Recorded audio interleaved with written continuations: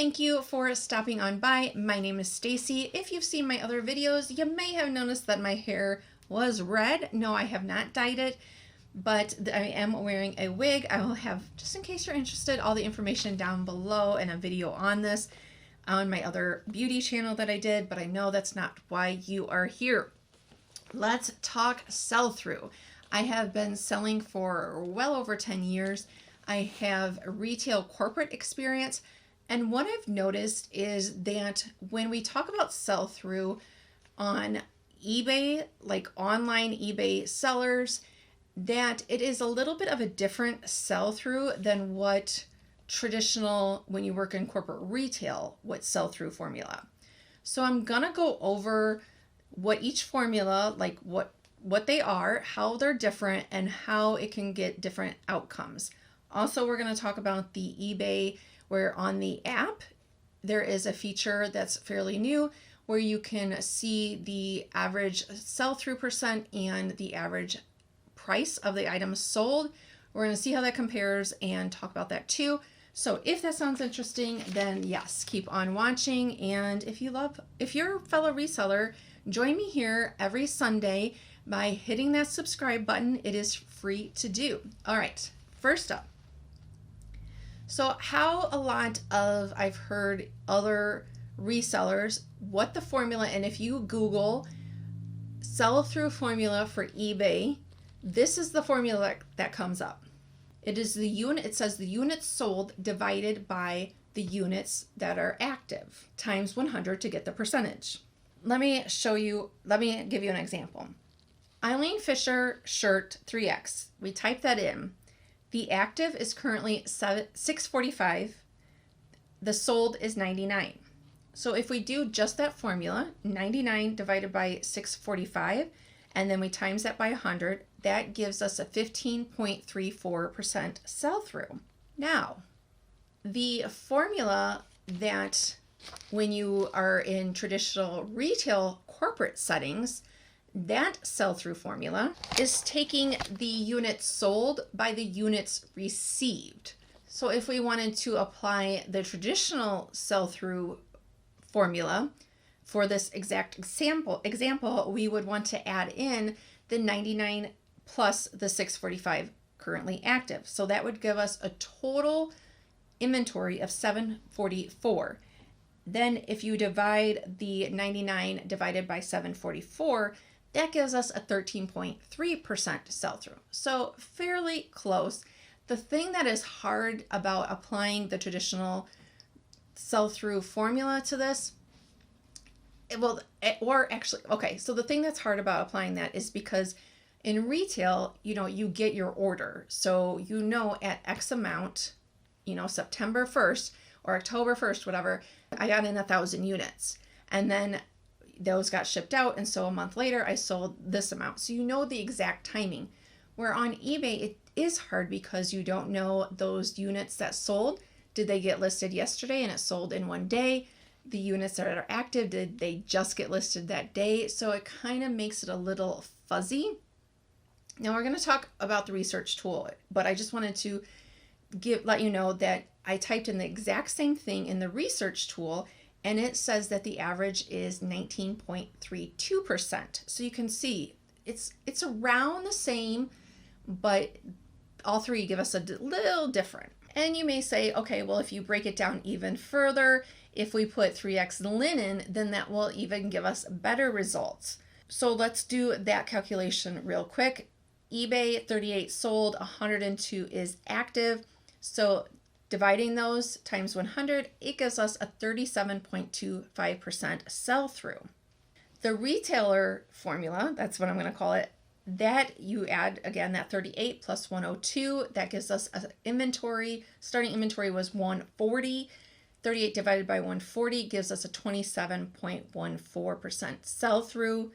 The app, type in the exact same thing, gives us a 29.73% sell-through.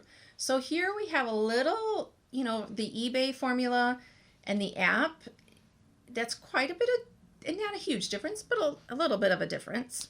So you may say, okay, well, it really doesn't matter then because they're all kind of in the ballpark.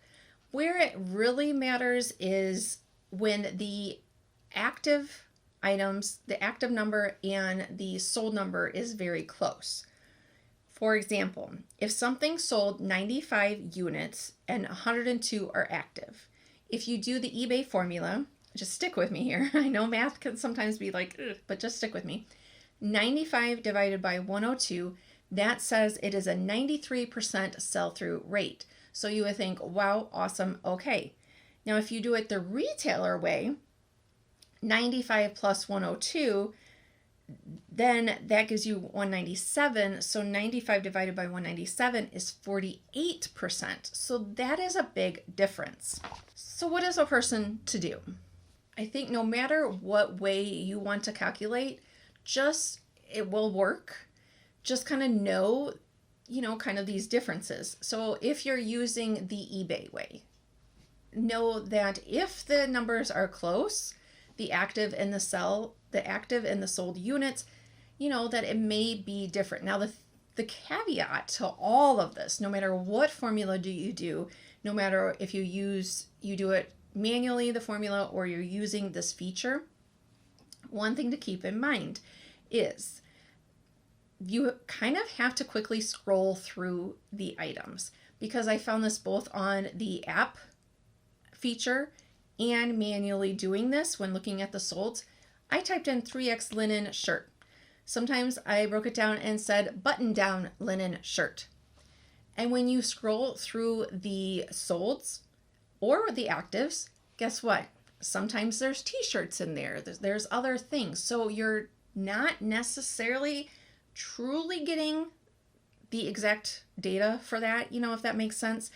And when you're using the app formula or the app thing, it is good to get a ballpark. But the thing that I don't like about that, and I'm hoping that eBay will add this feature, is you can't sort to used or new condition, pre-owned, excuse me. So take that with a grain of salt if you're out and about and you're using that app to quickly see that it can be including new. So that I would assume is going to skew the retail or what the sold price. So what are you to do? If you are unsure, what I think and what I still look up some things, not everything, because some things, it's just kind of like, after doing it for a while. But if it's a brand I haven't come across, I don't know anything about, then I'll look it up. And it is important to keep in mind the sell-through percent. So you could do it manually, could look at that app for an idea. What I find that I like to do is I quickly look at how many is active, and if there's 5,000 of something active, 1,000, and we're talking like, I'm just looking at Goodwill and I'm like scrolling through, and I mostly resell clothes. If there's 5,000 active and I go to the solds and just kind of scroll through, making sure they're all that brand and stuff, and there's like 50 sold, 100 sold, even 500 sold, but there's 5,000 active, I'm probably going to pass on that item. So I use this formula, I use the formula and the app a little bit, but I'm kind of eyeballing it. You can also type in the item and hit completed and take away the sold feature. And if you scroll through and the majority of them are not the price isn't green, that means that they ended without being sold. So if you scroll through and you're seeing like a lot and only a few are green, then I'd probably pass on that as well. But sometimes, let me say one thing, sometimes I've looked up things and it shows that there is nothing sold. You also have to keep in mind, maybe nothing was listed. So in that case, if nothing is sold, I go to the actives and see maybe there's, now there's 10 actives. And you think, well, none of it's sold in 10, or maybe there's 50. But then you do the completed and you see that, oh, last week there was probably only 2 listed that ended. So there's tons of caveats, I feel like, when trying to figure it out. You will eventually, if you are fairly new to reselling, kind of get a gut feeling for this. But I hope that this helps. If you have any further questions, let me know. But So I hope that I'm making sense, but there's multiple ways I just want to say to figure it out. And I find best practice for me personally has just been to kind of scroll through and eyeball it. So like if something has 5,000 active and only 100 have sold in the last 90 days, that's what eBay is showing you. To me, in my head, that means I'm going to probably have that tied up along.